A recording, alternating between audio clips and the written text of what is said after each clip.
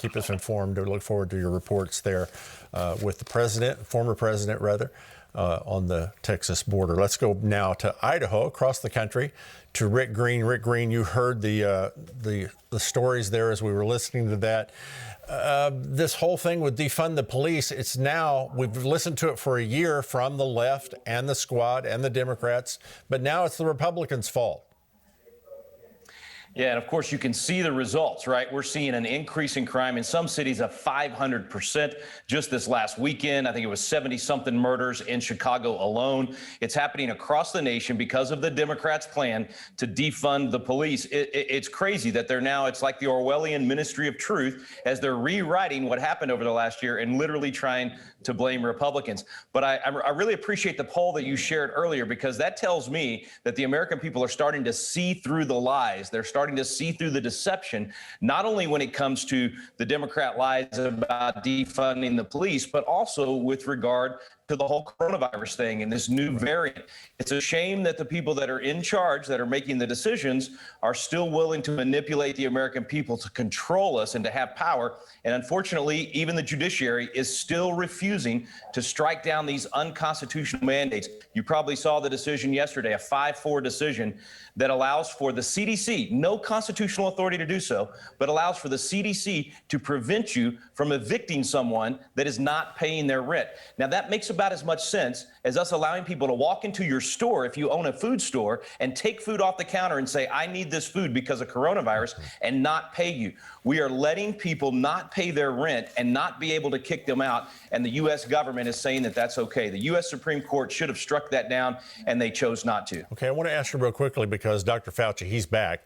Do you think Americans, they're going to want to try to put everybody back in a mask, and are they going to go for it this time? Or will there be a revolt? I love the poll I love the poll you shared on that. I mean, it's so clear that most Americans are starting to see through this. We don't trust Fauci anymore.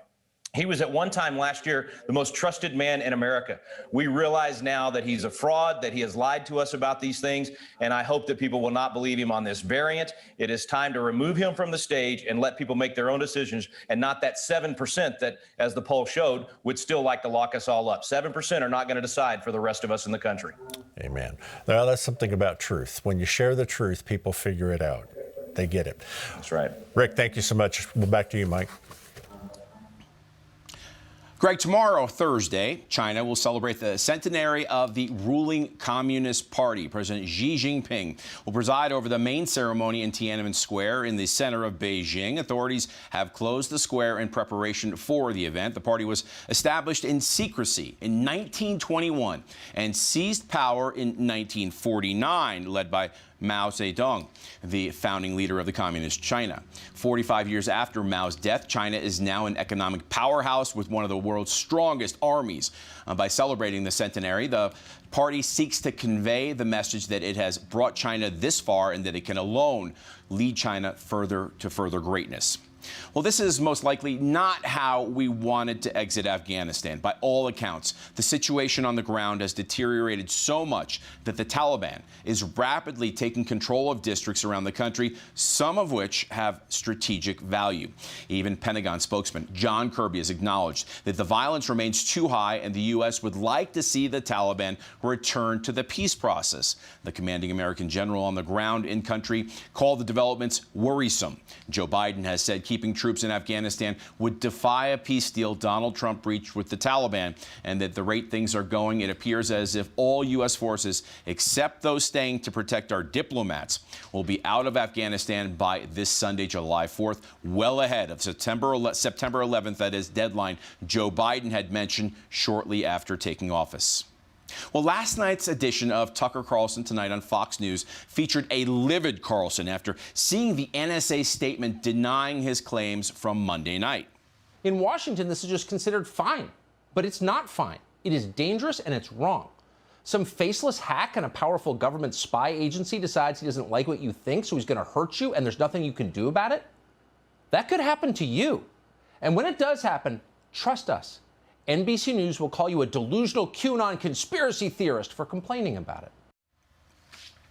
CARLSON first claimed on Monday that a whistleblower within the U.S. government had contacted him to warn him of the alleged surveillance the NSA was conducting. Tucker also stated that the NSA had been reading his personal emails without his permission, all as an attempt to get his highly rated show off the air. Shortly after that, the NSA released a statement on Twitter saying that CARLSON's allegations were untrue. CARLSON and his team and producers attempted to contact the NSA director but were unsuccessful. CARLSON went on to call the agency's statement infuriatingly dishonest. Greg, back to you. Thanks, Mike. I want to go quickly to Rick Green. Rick, as you listen to this, Tucker Carlson began to question January 6th riot. We were there. Tim Fox was on the ground that day when that happened.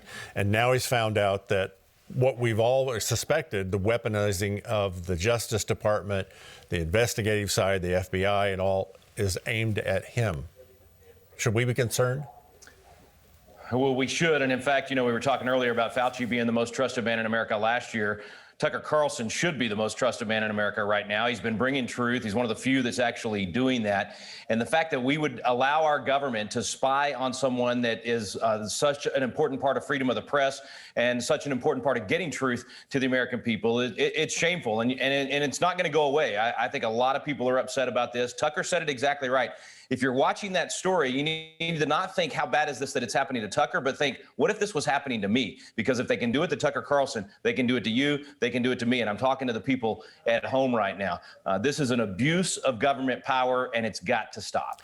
And we have to begin to raise up people like you're doing to walk in the halls of government and to walk into the halls of academia and all the different areas. Tell us again how people can get involved with what you're doing right now in Idaho.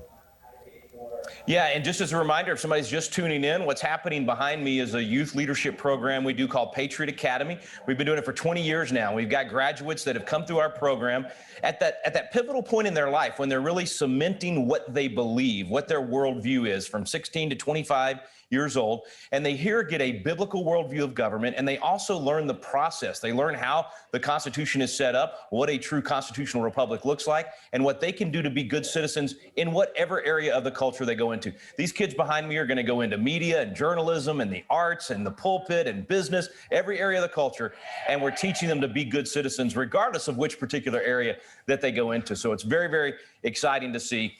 Greg, if I could real quick before we're done today, I just got to comment on the Afghanistan story, because this is one of the travesties of unfortunately, our U.S. policy too often does this. We did the same thing in Vietnam. As we pull out of Afghanistan right now, there are a lot of people in Afghanistan that fought beside our special operations guys and laid down their lives, were willing to die to defend our special operations guys. And we're not letting enough of those folks come into America. These are the immigrants that we want. They were willing to fight and die to defend our special forces, and we're leaving too many of them in Afghanistan, where the Taliban is going to not only kill them, but kill their family. We need to urge the Biden administration to allow more of those guys that fought for our troops to come to America. You're absolutely right. Rick Green, thank you for being with us today. Very quickly, 10 seconds here. Tim Fox on the Southern